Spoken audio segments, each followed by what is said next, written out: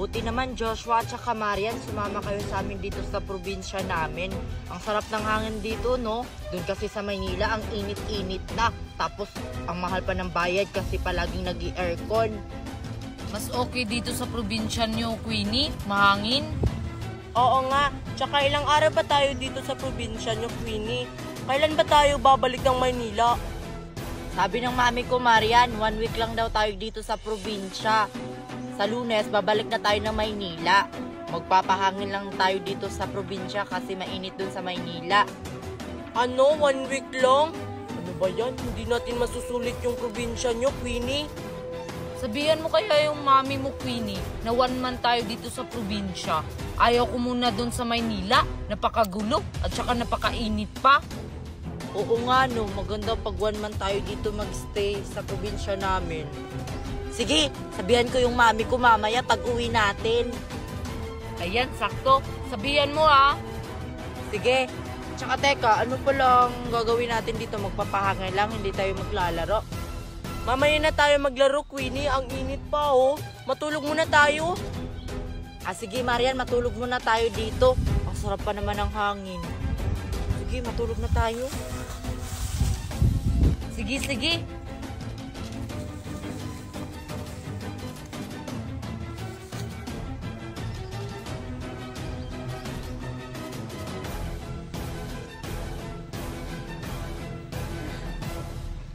Ang init pa rin.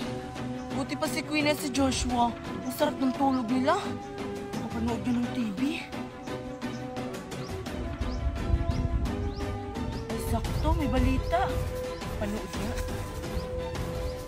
Nilusob ng mga zombie ang Mactan Cebu International Airport na patakbo sa takot ang mga pasahero at empleyado ng paniparan. Ang Headline Pilipinas mula kay Donna Lavares. Queenie, Joshua, panoorin nyo to.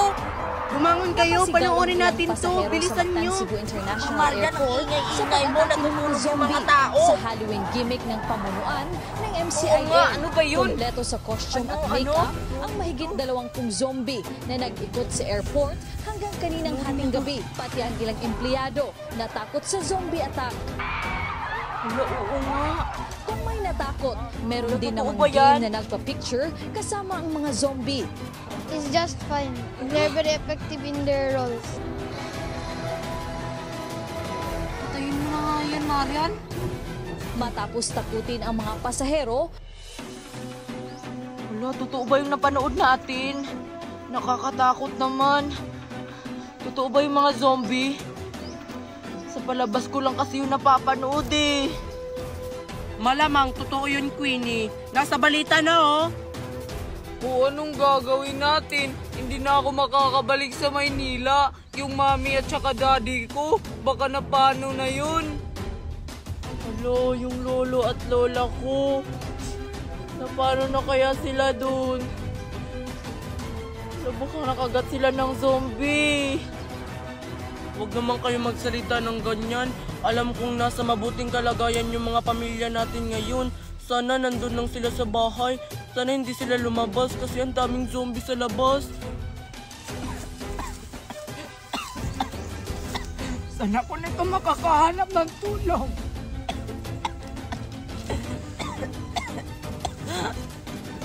Sakto, may mga bata doon. Mga bata. Muwi na tayo. Baka nakapunta na dito sa probinsya yung mga virus. Tara. Mga apo, tulungan.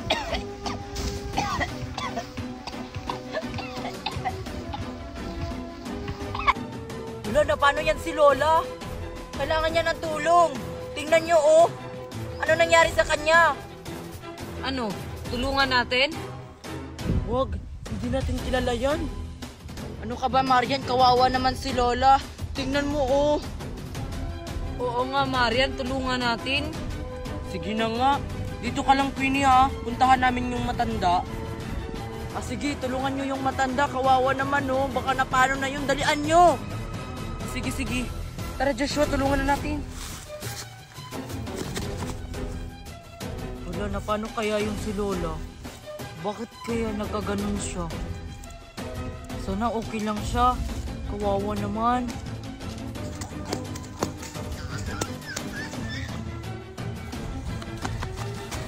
Lola, okay ka lang? Mga apo, tula. Lola, okay ka lang? Pero Joshua, si Lola hindi na gumagalaw. Hindi na siya gumagalaw. Anong gagawin natin? Hindi naman tayo doktor. Iwanan na lang natin to. Tara, i-report natin to sa barangay. Tara.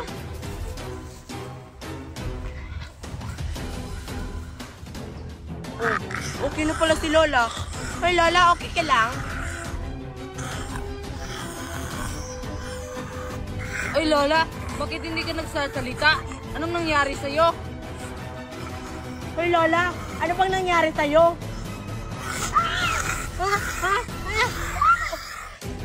Joshua! Ay, Lola, anong ginagawa mo? Bakit mo inatake yung kaibigan ko? Joshua, tulungan mo ako! Nakakagatin niya ako! Lupa ka, Ayun na yung Joshua! zombie. Kakagatin niya na Nakaabot ako! yung virus dito sa probinsya. Tulungan mo ako! Lo, ano kaya nangyari doon? Ano kaya nangyari kina Marian at saka kay Joshua at saka kay Lola? Lo, parang zombie yung matanda na yun. Joshua, Marian, dalian nyo! Dalian mo dyan, Marian. Baka zombie na yan si Lola. Baka makagat pa tayo. Tara.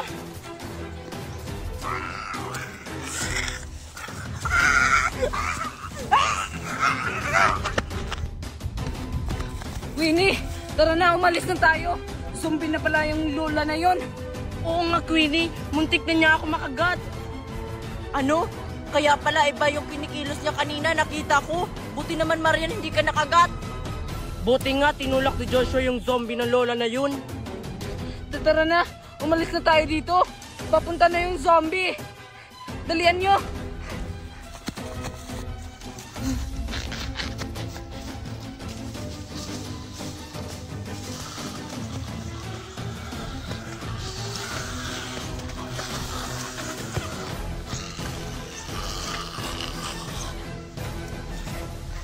Queenie, maligo ka na dyan. Sarap ng tubig, oh.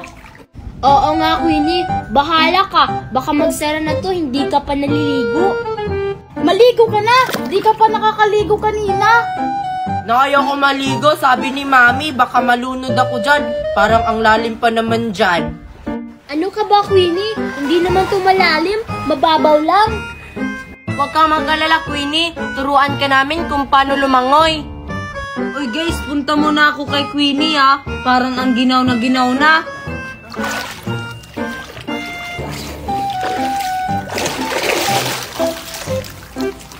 Ang lalim kaya dyan. Tsaka kahit turuan nyo pa ako, hindi talaga ako marunong lumangoy. Queenie, maligo ka na dun. Sayang yung bayad natin kapag hindi ka maligo. Oo nga, Queenie. Tingnan mo, oh. Parang uulan na ng malakas. Maligo ka na kasi. Ayaw ko maligo, Joshua, talaga. Hindi talaga ako marunong lumangoy. Kayo na lang. Hindi na lang ako maliligo. Eh paano yung binayad mo? Sayang yun. Hindi naman sayang yung binayad ko dito, ah. At saka, mayaman naman kami. Afford ko naman yung mga ganito. Sige. Kami na lang maliligo, Queenie. Diyan ka lang. Panoorin mo lang kami maligo.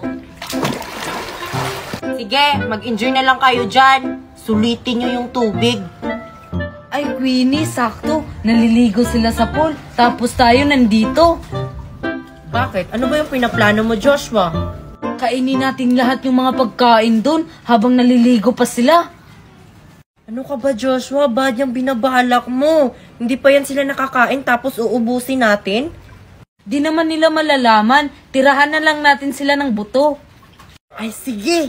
Total, nagugutom na rin ako. Tara! Sige, tara. Uubusin namin yung mga pagkain dun. Guys, di ba tumutunog yan? Oo, Joshua. Kaso bawal yung patunugin kasi wala pang simba. Pwede naman patunugin yan, Queenie, kahit walang simba. Tsaka tayo lang naman tao dito. Patutunugin ko na ba? Kasi gusto kong marinig ang tunog niyan. Wag, Joshua! Baka marinig yan ng mga tao. Ang lakas pa naman ng tunog ng kampana na yan. Hihinaan ko lang naman. Sige Joshua, patunugin mo rin. Gusto ko marinig. Oh, Queenie, gusto daw marinig ni Mercy. Patutunugin ko na ha. Sige, basta saglit lang ha, kasi gusto ko rin marinig yung tunog ng kampana na yan. Kasi hindi ko pa yan narinig. Sige, ito na. Ay, ganyan pala yung tunog niyan. Ganyan ata yung tunog niyan. Pinapatunog niyan kapag simba na.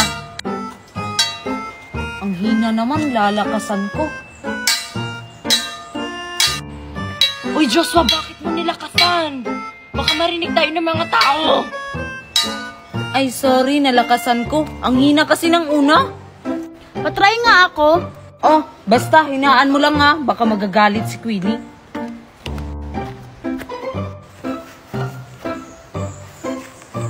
Subukan mo lang talagang lakasan, Mercy. Lagot talaga kayo sa aking dalawa. Hihinaan ko lang, Queenie, no? Sige na, Mercy, patunugin mo na para marinig yan ng buong baryo. Wag, hinaan lang daw, sabi ni Queenie.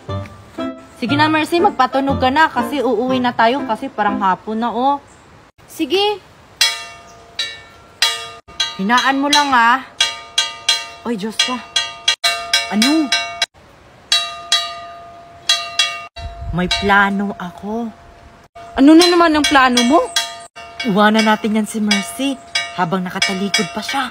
Wag, Queenie, nandito tayo sa simbahan. Baka magalit si Lord. Hindi yan. Hindi naman malalaman ni Mercy kasi nakatalikod siya. Tara na, uwi na tayo. Sige na nga.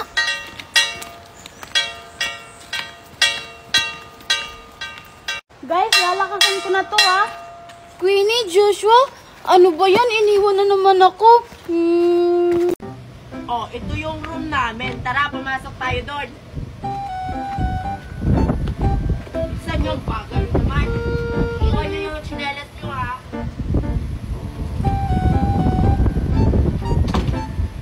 O, ayan, ito yung room namin. Sige, matulog na kayo dyan. Doon ako. Uy, guys. Sobrang lamig pala dito sa room nila, Queenie. Di ko kaya. Grabe. Bakit kaya ang sobrang lamig dito sa loob, no? Ano kaya yung nilagay? Siguro may mga nilagay silang mga ice.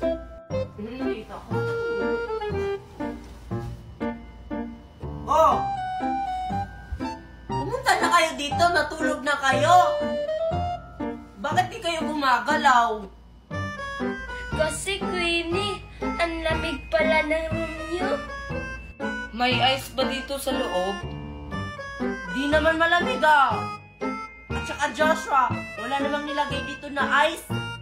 Eh, ano tong malamig, Queenie? Ha? Di nyo alam yung aircon? Ayun yung aircon, ho? Yan yung malamig. Aircon? Ano yung aircon? Aircon? Ayun nga yung aircon. Puntahan nyo na lang. Basta di yan ice. Aircon yan. Aircon? Ano kaya yun? Ngayon ko lang narinig yun, ah. Tingnan na lang natin. Tara. Ang geng-geng naman nila. Hindi nila alam yung aircon. Patulog na nga ako.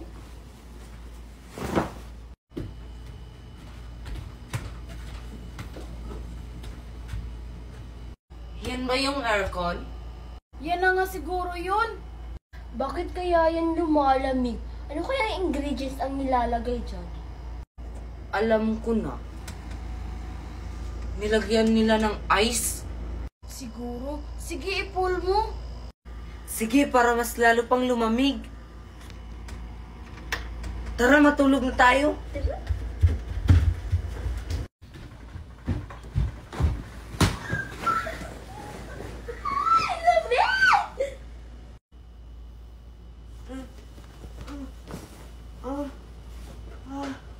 Bakit sobrang lamig na dito sa room namin?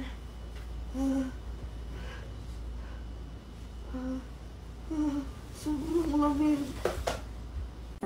Kailangan di ako malaman ni Mami na marami akong pera. Dahil to sa pagla-live ko, kaya nagkakaroon ako na ganito karaming pera. Diyos ko. Asa na ba tong si Queenie? Hindi talaga tumutulong yung bata yun sa akin. Pag nakita ko talaga yun, lagot talaga yun sa akin. Dito alam kong hindi na ako makikita ni Mami. Bibilangin ko tong pera ko kung makakabili na ba ako ng maraming laruan. 1, 2, 3, 4, 5, 6, 7, 8, 9, 10, 11, Sino yung nagbibilang? 12, 13, Parang familiar sa akin yung boses, ha? 16, 17, 18, 19, 20. Hi, Queenie! Nandito ka palang bata ka? Ano yan? Ano yan? Pera, Mami. At saan galing yung pera na yan? Nagnakaw ka na? Hindi po ako nagnakaw, Mami. Akin talaga to. Ano? Sa'yo yan? Paano ka magkakaroon ng ganyan karaming pera? Sa pagla-live ko po. Kaya nagkakapera po ako. Hindi ko lang po sinabi sa inyo. Sa pagla-live? Totoo ba yan? Di mo ba ako niloloko? Totoo po yan. Gusto niyo po turuan ko pa kayo? Aber, paano yan? Ganito lang po yun, Mami. Una, i-click mo lang tong link ko sa bio. Pagkatapos, may makikita kayong 3 dot. Pagkatapos nyo maklik yung 3 dot, may makikita kayong open in browser. Pagkatapos nyo maklik yung open in browser, mapupunta kayo sa Play Store. At saka, may makikita kayong apps. I-download mo! Pagkatapos kong ma-download, anak, anong susunod na gagawin ko? Ang susunod na gagawin mo, Mami, syempre, gumawa ka muna ng account gamit yung Facebook account mo, Google account, or phone number. Tapos, yun na yun. Oo, Mami, pwede ka na mag-live-live at saka kumita ng maraming pera. Ah, ganun lang pala, anak. Akin na yung pera mo! Umuwi ka dun sa bahay, ang daming labahin natin! Yung pera ko kinuha ni Mami. Bibili ko yun ng mga laruan. Magla-live na lang ako ulit.